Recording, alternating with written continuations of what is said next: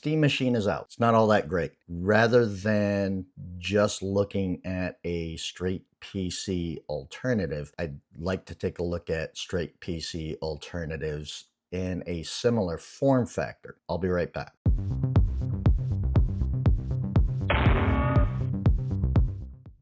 All right, so the Steam Machine is coming in at the base model at $1,049, and as you can see, as you add more things to it, the price increases. So the base model with the controller comes out to be $1,128. If you go to 2 terabytes of storage, we're talking $1,349, and 2 terabytes of storage with a controller, we're talking $1,428. I don't know why there isn't a 1 terabyte version, but let's continue. So the CPU is a semi-custom AMD Zen 4 6-core 12-thread CPU. Very, very close comparison that's being made for this CPU is the 7540U. The GPU is a semi-custom AMD RDNA 3 GPU, and some of the comparisons being made by others are things like the Radeon 7600 or the RTX 3060, and sometimes even the 4060. And so for the RAM, we're looking at 16 gigs of DDR5. It doesn't mention what the speed of that RAM is. Rumor has it that sometimes it's going to be a single stick 16 gig DDR5 versus a dual channel 2x8 kit. Sometimes it's going to be that, but I don't know that there's a huge difference here.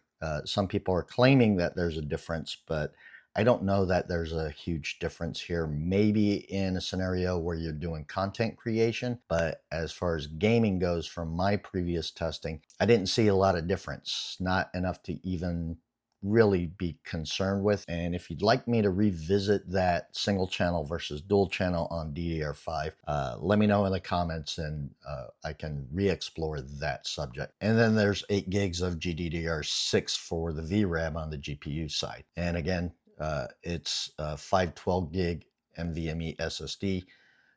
It does have a micro SD card slot. I don't know how relevant that will be for people, so let me know in the comments if you're planning on using that card slot if you get this Steam Machine. Wi-Fi is 6E, Bluetooth 5.3 with a single gigabit Ethernet port, small form factor. It's a 6-inch cube, so that's going to be relevant in some of our comparisons. And the Steam OS 3, and we'll talk about the operating system after we go through the hardware comparisons and everything. So that's what we're working with. And just as a reminder, this comparison is for that kind of form factor, but you can still take the hardware that we're talking about and possibly look at larger form factors if you so choose. And we'll talk about that on the back end here. And for those of you, there was a commenter in a previous video that showed me a list of what he was planning on buying, and I might do a separate video on that, but I did tell him that I would be doing this video soon, and this might help him to figure out, in accordance with his budget, what hardware would work better for him than what he had already been looking at. All right, so this is also for people that are looking at still building a PC, but at a more cost-effective level for them. All right, so let's get started. All right, so the first comparison we're going to use is pretty close. We're talking 1,070 79, and just keep in mind that this was at a point when Prime Day was going on when I looked at these prices, so prices may vary, but they shouldn't vary so much that it's going to be a huge difference in prices. The CPU that we're going with is the Intel i5-12400F, which is an LGA 1700 socket, and we're using that because it's a fairly close comparison to that 7540U CPU. And then we've got a low profile Thermalright AXP90 CPU cooler. And for the motherboard, we went with the Gigabyte B760i, which is an ITX motherboard, the Aorus Pro Mini ITX. For memory, we're using a 2x8 gig kit at 6,000 megatransfers a second CL38 DDR5. Storage, we're looking at 512 gigs of Gen 3 by 4 lanes NVMe SSD. And then we've got a Gigabyte low profile RTX 5050. The case we're going to be using through most of this, if not all of it, is the Silverstone SG13 V2. Power supply, we're going with the Rosewell 650 watt 80 plus bronze semi-modular power supply. For cooling, we're going to install up to 320 millimeter fans in this from ASRock, the BK3 3-pack fans. All right. And so we'll have even better cooling in this setup with these extra fans, because I believe that the Steam Machine only has a single fan in it, and I might be wrong, so let me know in the comments if you know that it's going to be more than one fan in that box. But overall, just because you have the RTX 5050 in it, it's going to perform better in games than the Steam Machine. And for a similar cost, again, based off of the Prime Day prices, not all of these prices are Prime Day prices. Based off of those costs, we're looking at 1,070 and change before tax. So pretty close to the base model of 1,049 with a decent chunk better performance. And for an AMD alternative rather than Intel, this being an AM5 socket will give you a better upgrade path over time, right? And so this one has the AMD 8400F for the CPU. Same CPU cooler as we used last time, but this time we're using for the motherboard the ASRock B850i Lightning. Although I'm not a big fan of ASRock right now when it comes to AM5 CPUs, the most common problem that they're running into has to do with the 9800X3D, so I'm not too concerned with it there. But you might want to look for an alternative motherboard if in time you're planning on upgrading that CPU. Memory's the same, storage is the same for the 512 gig NVMe. GPU's the same with the RTX 5050. The case is the same. The power supply is the same, and the extra fans are the same. And this one comes in below the cost of the Steam Machine, again at Prime Day deal prices, but not all of them are Prime Day deal prices, so you'll find varying costs. But with the Prime Day prices, we're coming in at 1,022, almost 1,023. So we're saving more than 25 bucks here with a better performing system. The CPU is fairly comparable to the 7540U. Again, the 5050 will outperform the GPU that's in the Steam Machine, plus we have better cooling in this box. In the long run, you're going to see a decent uplift in performance. So then the next build is pretty much the same thing, except for we swapped out the CPU for the 7600X, which is a better performing CPU. Believe it or not, with the deals that were going on during Prime Day, that came in under the previous one, which came in at almost 1,023. This one's at almost 1,020. So a few dollars less for better performing overall system, including the 5050 and the 7600X.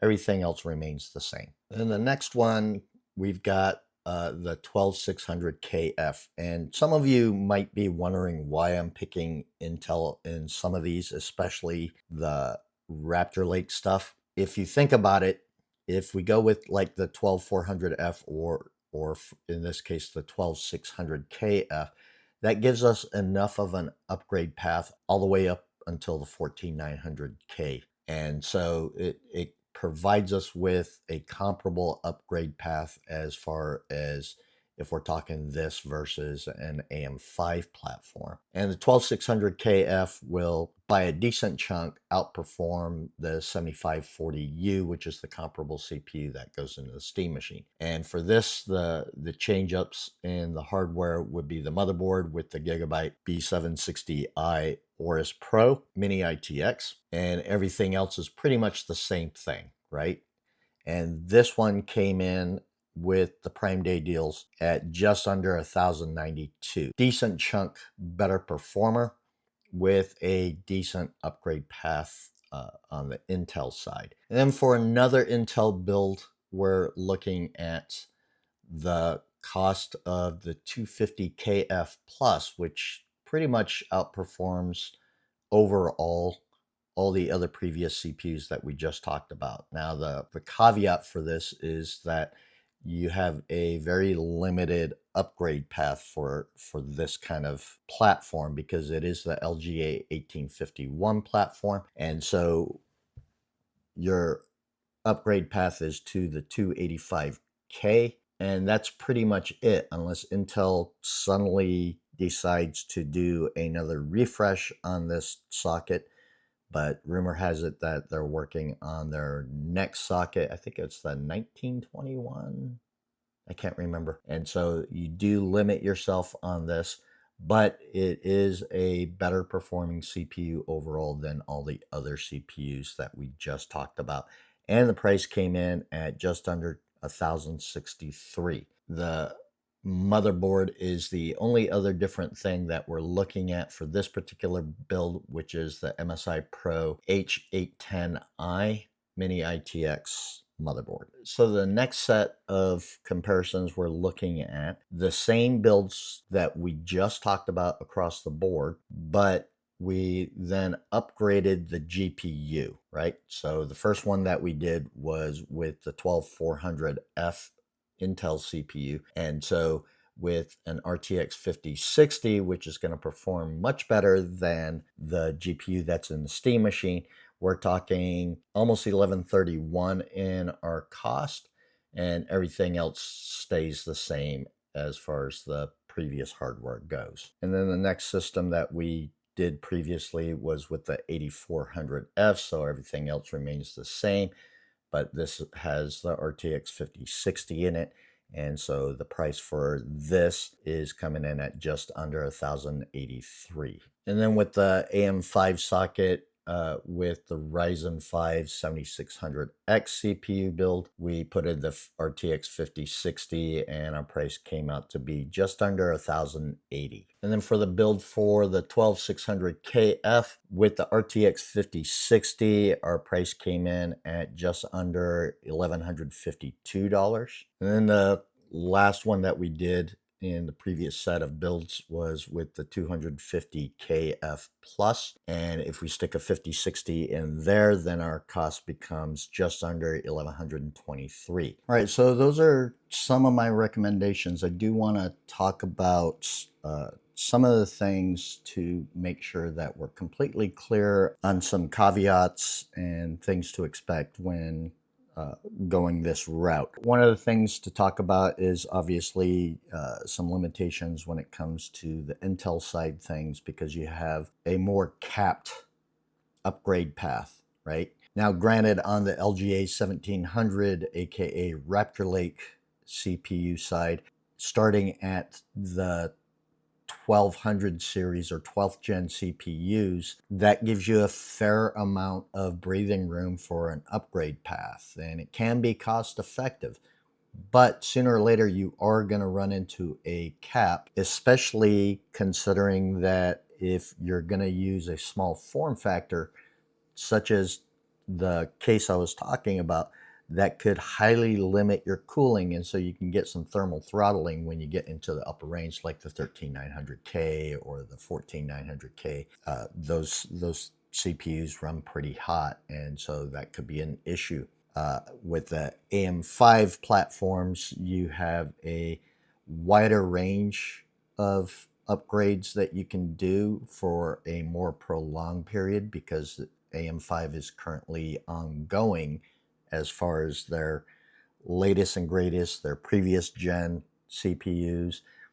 And we're probably going to look at least 1 to 2 more generations of CPUs going into the future. So you'll have a wider range of upgrade paths to choose from. I would worry a little bit about what speed that RAM is and whether or not they're SODIMM sticks or actual UDIM sticks, right? Because there is a difference in performance in those from a module cooling standpoint.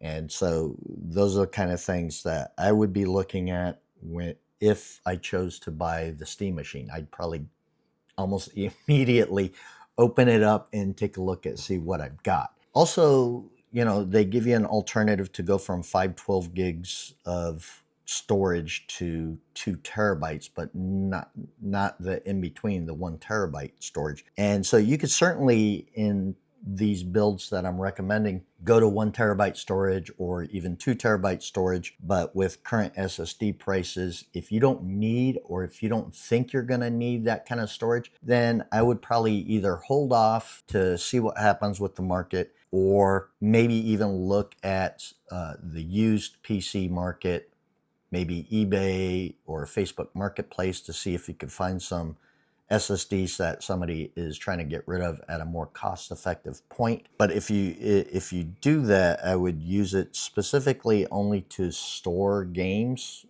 on. Mostly because, with the used SSDs, there is that potential that they'll go bad unexpectedly, because you're not sure how long and how hard those SSDs have been used, right? So you want to be aware of that. You're going to offset some unknowns with the cost points, right? Now, all that being said, just as a reminder, although this is a price to performance and form factor comparison, that doesn't mean that you can't upgrade and or get a larger form factor on your hardware, specifically the case, the motherboard, and even the GPU. And so if you're okay with a larger form factor, there's nothing wrong with that. We're going to talk about dimensions here in a little bit when it comes to the cases, okay? And the reason why I mentioned that is because, as you increase the size of the case, your cooling capacity can become better, and so your performance can improve marginally all the way up to much better in a larger case, because you just have better cooling. And so your costs can vary when it comes to things like this, but there are ways to offset some of those costs, and we'll talk about that here in a second as well. Now, the case that we used is the Silverstone SG13B, and that cost point isn't bad. It's at $68 right now. This is after Prime Day that I'm looking at this, and so it's a decent price. It's a good looking case, and at $68, kind of tough to beat. I don't think fans come with this case. There's no mention of it in the listing. But more importantly, we've got a form factor that is a little bit larger on a couple of dimensions and almost twice as large on another dimension when it comes to comparing it to the Steam Machine. So this box is a little bit larger. A Steam Machine is supposedly 6 by 6 by 6, and this is 8 3/4 by 11 1/4 by a little over 7. Now, an alternative where we can get that form factor a little bit smaller and a little bit closer to the Steam Machine size, if you're committed to that smaller form factor, is the Johnsbow NV10. And that's right now, after Prime Day, listed at a little over $80. And although it does mention here the cooling method is fans, there's nowhere in the listing that stipulates that this one comes with fans. So just be aware of that as far as this particular model. The size of it is a lot closer to the Steam Machine in that it's 8 inches by 8 inches by 4 1/4 inches in height. It's roughly about the same volume, considering that the Steam Machine is 6 by 6 by 6. That might be the better route to go. Now, of course, because it's a smaller form factor, it might be tougher to fit fans into, and so there's no guarantee that those 3 fans that I listed in there are all going to fit in here. Now, that being said, there is a silver version of this that was out of stock at the time that I was doing the research, but at the time of filming, it's back in stock. And this one is less in price, $63 as opposed to $80. And at the same time, it's the same dimensions, 8 by 8 by 4.25. And more importantly, it comes with 2 fans. That could give you some cost savings right there and stay within the same form factor as the Steam Machine. And circling back to larger form factors, like I said, better cooling, so that can equate to either marginal all the way up into a lot of improved performance due to the cooling factor. And so there's a lot of different cases that you can choose from and stay within around that price range. What immediately comes to mind is one of the best cooling cases, and that would be the Lee & Lee LandCool 207. It is a really, really optimally cooled PC case. It is a larger form factor. It sits probably like around there, right? So, and sorry, I don't have a banana for scale, so yeah, you just have to imagine what I'm talking about here. It's not a huge case, and it can fit in a lot of spots, especially if you have an entertainment center that you want to put it in. But it is a top performing case when it comes to cooling. So that might be the route that you want to go if you're looking for a larger form factor. But like I said, there's a lot of other cases to choose from, and you might want a different look and feel, but still have a decent sized case with some decent cooling in it. So that's up to you to figure out what would work best for you versus your cost, right? So MATX motherboards, for the most part, side-by-side comparison to their ITX alternatives, cost a decent chunk less. And so your cost savings can cancel out or even be better than your ITX form factors when it comes to going to a larger case. So you might increase your costs a little bit on the case side, but you'll probably make up for most of it, if not all of it, or even lower your costs by going with the MATX motherboard. So, and there's plenty of those models also to choose from. My favorite brand is to go with MSI. Historically, especially for current gen motherboards, they've offered the most per dollar as far as what those motherboards are capable of. So just keep that in mind. All right, and early in the video, I told you that we talk about the operating system. So the Steam OS is on the Steam machine, and that OS was originally built for handheld devices like the Steam Deck. There's been articles out there where Steam is talking about working on a wider range of hardware that the Steam OS can be compatible with, such as PC hardware. And so you can certainly take a look at that.